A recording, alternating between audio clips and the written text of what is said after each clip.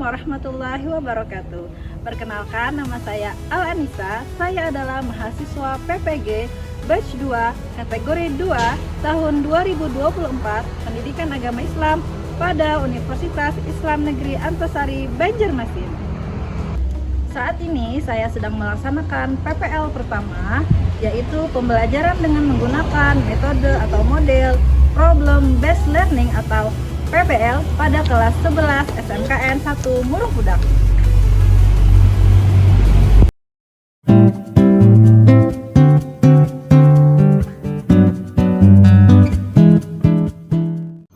Assalamualaikum. Waalaikumsalam warahmatullahi wabarakatuh. Selamat pagi anak-anak. Pagi. Hari ini berjumpa lagi dengan Ibu Anissa. Kalau berjumpa dengan Ibu berarti pelajaran apa kita hari ini? Nah, sebelum kita mulai pelajaran, Ibu mau nanya nih kabar kalian hari ini. Bagaimana kabar kalian hari ini? Alhamdulillah, luar biasa. Allahu Akbar. Untuk menambah semangat kita hari ini, maka kita mulai dengan yel-yel sekolah kita dulu ya. Semangat pagi. Pagi, pagi, pagi. Luar biasa, luar biasa, luar biasa. SMK bisa, SMK hebat. Manjada wajada. Belajar PAI. Islam agamaku, Muhammad nabiku, Al-Quran kitabku. Nah, tepuk tangan untuk kita semua. Nah, sebelum memulai pelajaran, maka akan lebih baiknya kalau kita tadarus surah-surah pendek terlebih dahulu. Baik, kita mulai ya tadarus surah pendek. Bismillahirrahmanirrahim. Qul huwallahu ahad, Allahus samad, lam yalid wa lam yulad wa lam yakul lahu kufuwan ahad. Shadaqallahul azim. Baik, selanjutnya setelah membaca surah-surah pendek, akan kalau lebih bagusnya kalau kita membaca doa sebelum belajar. Hari ini adakah yang bersedia untuk memimpin doa sebelum belajar?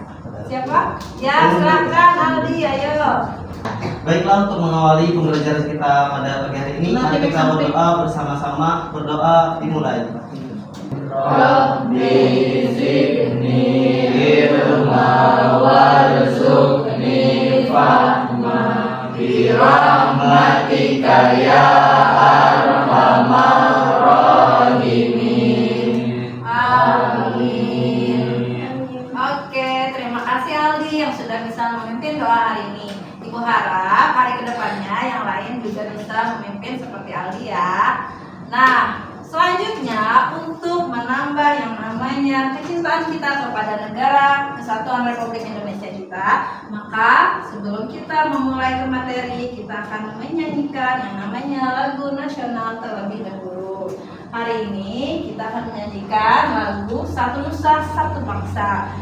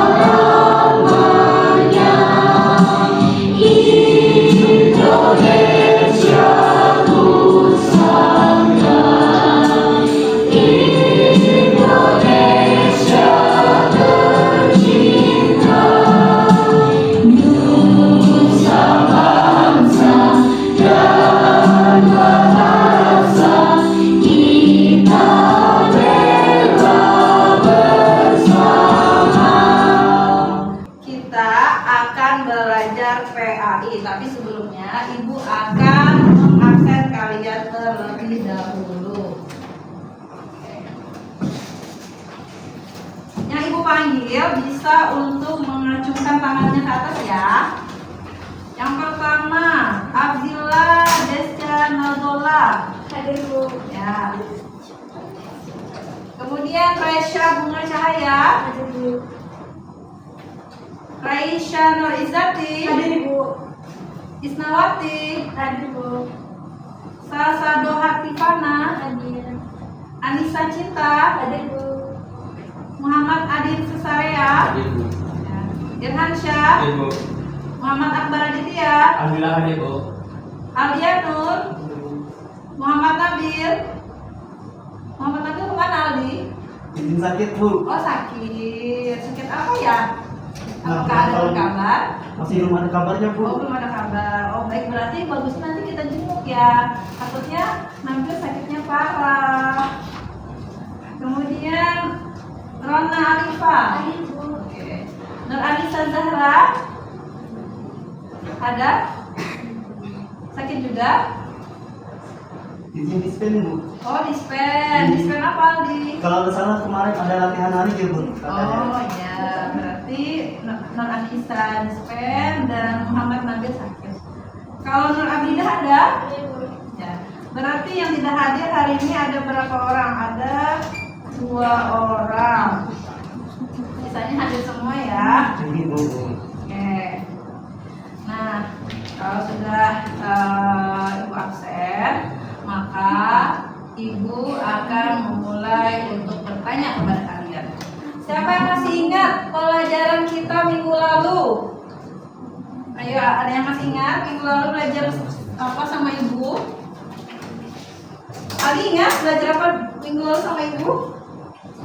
Masih ingat Bu? Iya, apa Ali? Tentang budi pekerti dan akhlak luhur. Oh ya, budi pekerti dan akhlak luhur, yaitu bagian dari kemarin cabang iman. Nah, kalau yang lain lupa, cuma Ali yang ingat. Oh iya, nggak apa-apa. Nah, itu adalah pelajaran kita pada minggu lalu. Nah, sekarang hari ini kita akan belajar sesuatu yang baru lagi. Apa itu? Nah, ini akan menarik sekali. Nah, ketentuan pernikahan dalam Islam. Coba ibu tanya, adakah yang kemarin hari Minggu menghadiri acara pengantin? Ada? Tidak ada. Atau ada yang pernah menghadiri acara pernikahan? Ada? Pernah. Oke. Dari acara tersebut apa yang kalian amati? Coba, terserah aja dari segi mananya. Ada yang namanya akad. Kemudian ada yang namanya ijab kabul. Ya, itu adalah pernikahan dalam Islam. Kemudian kenapa sih dalam pernikahan itu harus ada maharnya kira-kira? Pernah lah terpikir jawab ke kalian? Kenapa sih harus ada maharnya? Belum bisa. Nah, nanti akan kita pelajari alasan kenapa harus ada maharnya. Selanjutnya kalau dari segi tradisi, kira-kira tradisi pernikahan di sini sama di Jawa misalnya, sama Sumatera, sama apa beda? Beda. Nah, itu adalah bagian dari ketentuan pernikahan dalam Islam. Misalnya kalau di daerah Banjar, tradisi apa yang pernah kalian amati? Ada bau busuk, ada mandi pengantin. Kemudian ada apa lagi? Itu. Ada betamat Al-Quran. Nah, kira-kira untuk apa kita belajar pernikahan dalam Islam? Padahal kita masih di bangku sekolah. Kenapa ya kita belajar pernikahan dalam Islam? Apa kira-kira? Sebagai bekal untuk kita ke depan. Sebagai gambaran bahwasanya pernikahan itu adalah bentuk tanggung jawab yang mana kita harus dibekali ilmu tersebut supaya kita tidak sembarangan mengambil langkah ke depan. Oke, paham? Nah, selanjutnya ibu di sini punya yang namanya tujuan pembelajaran. Apa sih yang akan kita capai pada hari ini?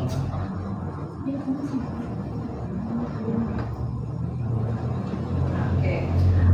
Siapa yang bersedia membacakan? Ayo. Yang perempuan mau?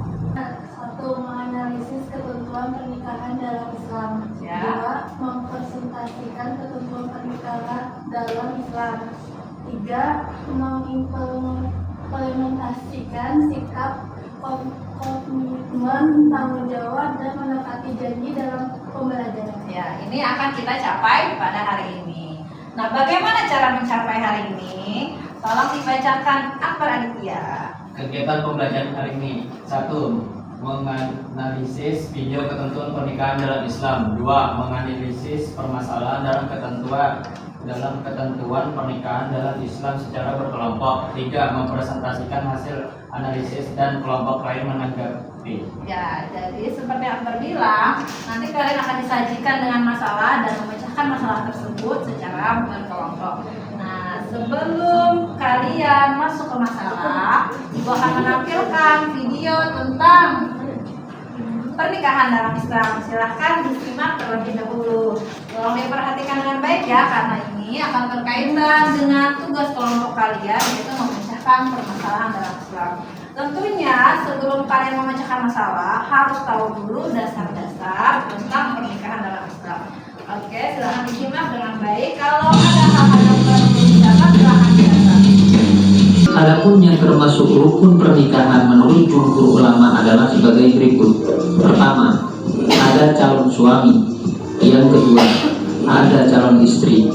Yang ketiga, wali, yakni bapak kandung mempelai wanita, penerima wasiat atau kerabat terdekat. Yang keempat, 2 orang saksi, serta yang kelima, ijab dan kabul. Sekarang Ibu akan memperkenalkan beberapa permasalahan tentang pernikahan. Yaitu yang pertama adalah pernikahan dini. Pernahkah kalian punya teman tamat SD, tamat SMP, itu menikah? Ada? Ada.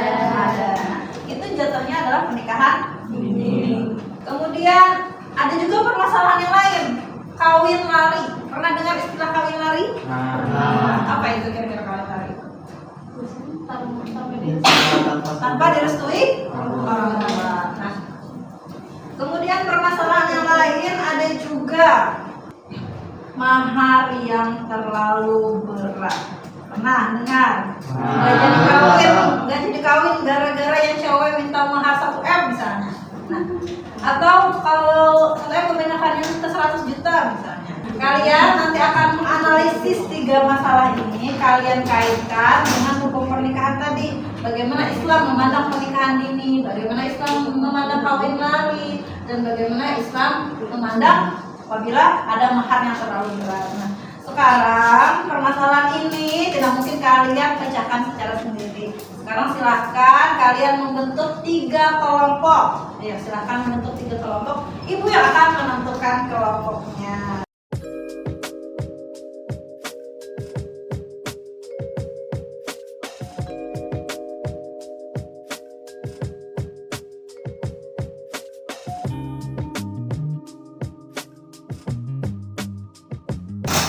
Kenapa jadi ibu yang menunjuk kalian berkelompok dengan siapa? Tidak boleh memilih, karena kita memegang prinsip bahwasanya berteman itu dengan siapa saja.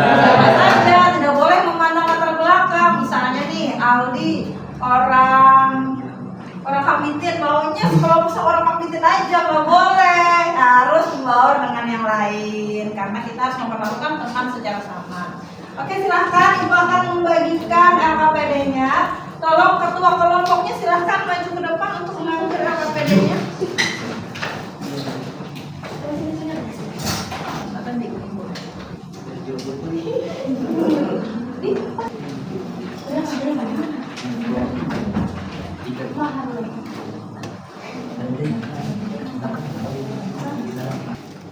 Oke, kelompok 1 ada menemukan kendala.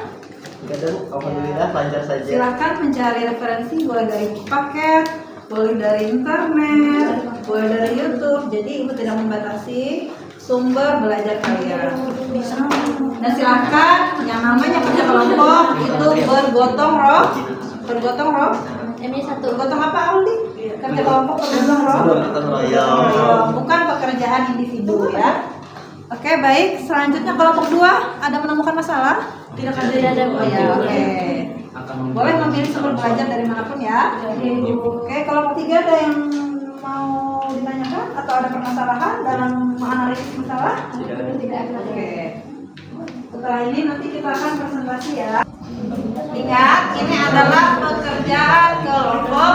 Tidak boleh membebankan pekerjaan hanya kepada satu orang, karena ini adalah gotong royong. Nah, sekarang kita saatnya untuk presentasi. Baik, kira-kira kelompok mana yang sudah siap? Oke, kelompok 1 sudah siap. Silahkan maju untuk kelompok 1. Silakan membagi tugas. Ada yang menjadi moderator, ada yang menjadi penyampai hasil dari diskusi, dan ada yang menjadi notulen. Notulen itu artinya mencatat siapa-siapa saja yang bertanya, kelompok siapa yang bertanya. Oke, silakan berbagi tugas. Karena sekali lagi ini adalah tugas kelompok yang melakukan gotong royong. Kemudian kelompok yang belum maju, silakan perhatikan presentasi temannya. Kemudian siapkan pertanyaan apabila masih ada yang belum dipahami. Dan silakan untuk mengapresiasi dan bertanya kepada temannya dengan bahasa yang sopan dan santun.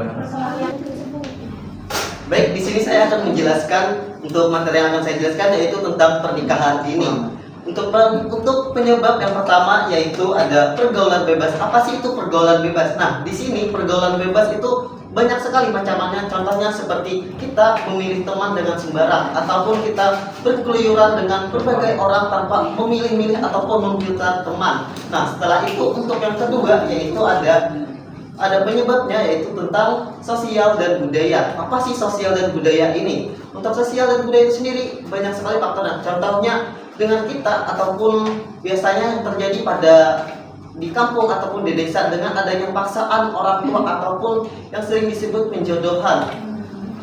Nah, itulah pengertian dari sosial dan budaya. Setelah itu ekonomi dan pendidikan. Nah, di sini ekonomi dan pendidikan itu apa? Nah, di sini bisa dijelaskan dalam artian kita, mohon maaf, untuk yang kurang mampu biasanya salah satu mau itu dari cewek itu bakal dipaksa menikah ataupun disuruh mencari pasangan untuk memenuhi kebutuhan ekonomi. Nah, setelah itu bagaimana akibatnya? Yang pertama yaitu bakal terjadi adanya kehilangan kesempatan untuk berkembang. Di sini kita bakal kehilangan kesempatan untuk berkembang. Contohnya, misalkan nih kita punya value untuk menjadi diri yang lebih baik ataupun punya kesempatan untuk bekerja di suatu tempat. Tapi dengan adanya kita melakukan pernikahan dini yang dimana instansi ataupun perusahaan itu menetapkan aturan bahwa seseorang yang bekerja itu tidak boleh dalam hal melakukan sudah menikah. Baiklah, dari diskusi kami tadi, apakah ada yang ingin ditanyakan? Silakan temannya mau bertanya. Baiklah, silakan. Oke, pertanyaan saya yaitu mengapa pernikahan dini masih banyak terjadi di Indonesia? Oke. Baik, izin menjawab terkait pertanyaan kelompok 3 mengenai kenapa banyaknya terjadi pernikahan dini di Indonesia. Nah, seperti yang saya jelaskan tadi, kenapa terjadi banyaknya pernikahan dini di Indonesia itu yang dimana yang seperti kita ketahui masih banyaknya penjodohan di suatu tempat ataupun di daerah mengenai pernikahan yang dimana orang tua tersebut memaksa anaknya untuk berjodoh dengan seseorang. Baiklah, sekian presentasi dari kami. Mohon maaf bila ada salah kata. Kami ucapkan wassalamualaikum warahmatullahi wabarakatuh. Waalaikumsalam warahmatullahi wabarakatuh. Baik, kasih tepuk tangan untuk kelompok 1. Kemudian untuk diskusi kalian tadi itu sudah sangat bagus dan ibu akan menyimpulkan. Yang pertama, pernikahan dini. Kesimpulannya bahwasanya Islam juga mengajarkan bahwasanya pernikahan dini tidak tepat karena Islam mengajarkan seperti kata teman Pia tadi, menikah di usia matang. Kemudian terkait kawin lari. Kawin lari itu berarti ada rukun nikah yang tidak terpenuhi, yaitu kan dia tidak atas restu orang tua. Berarti tidak ada wali. Nah, secara Islam pun itu tidak dibenarkan. Kemudian yang terakhir tadi permasalahannya mahar yang terlalu berat. Dalam Islam sendiri mahar itu tidak dipersyaratkan harus dalam jumlah seberapa. Akan tetapi asal ada dan asal kedua mempelai itu saling rela, maka itu diperbolehkan. Sekarang kita sampai ke kesimpulan pembelajaran hari ini. Jadi kita akan menarik kesimpulan dari diskusi yang telah kita laksanakan. Yang pertama, hal yang perlu diperhatikan sebelum menikah. Kira-kira siapa yang bisa menarik kesimpulan? Boleh? Ya. Apa kira-kira hal yang perlu diperhatikan sebelum menikah? Umur sama kesiapan mental, fisik. Ya, betul sekali. Umur yang matang, kesiapan mental, dan kesiapan fisik adalah hal yang perlu diperhatikan sebelum menikah. Oke, silakan tepuk tangan untuk temannya sudah menjawab. Nah, sekarang sebelum kita masuk ke evaluasi, kita akan ice breaking dulu. Nah, ice breaking sederhana supaya ototnya kembali lemas, supaya menjawab soalnya siap. Ibu akan mencontohkan terlebih dahulu. Namanya adalah tepuk semangat. Jadi aha aha semangat. Bisa kira-kira? Bisa. 1, 2, 3.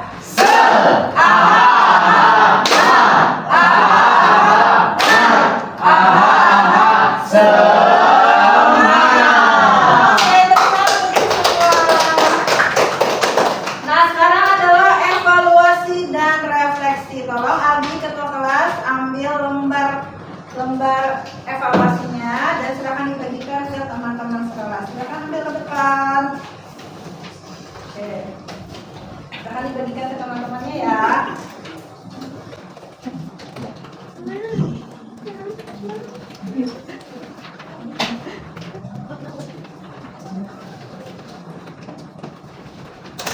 Oh.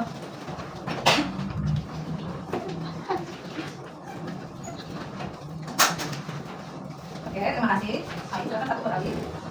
Semuanya sudah memegang. Silahkan perhatikan AKPD-nya. Kasih nama dan kelas. Ibu kasih waktu menjawab 30 menit.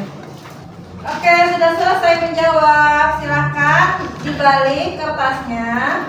Kemudian kalian kasih refleksi. Oke, sudah selesai. Baik, Ibu akan menunjuk salah satu atau kalian mau bersedia salah satu atau 2 orang yang menyampaikan refleksinya secara lisan. Kalau tadi kan sudah ditulis, silakan sampaikan secara lisan. Satu dari laki-laki, satu dari perempuan. Oke, silakan Akbar Adia. Bagaimana pembelajaran hari ini, Akbar? Alhamdulillah sangat seru Ibu. Oke, terima kasih. Dari perempuan, siapa yang mewakili? Siapa? Yang berkacamata boleh? Hari ini sangat menyenangkan, Ibu. Banyak ilmu yang belum kita ketahui. Sekarang setelah tahu. Oke, terima kasih. Tepuk tangan lagi sekali. Sekarang kita sudah evaluasi dan refleksi. Maka terakhir Ibu akan meminta kalian untuk membaca doa sesudah belajar. Oke, siapa yang mau memimpin doa sesudah belajar hari ini? Oke, ketua kelas silakan pimpin Aldi. Baiklah, karena telah sampai di pembelajaran terakhir, mari kita berdoa sebelum pulang ke rumah masing-masing. Berdoa dimulai. Bismillahirrahmanirrahim.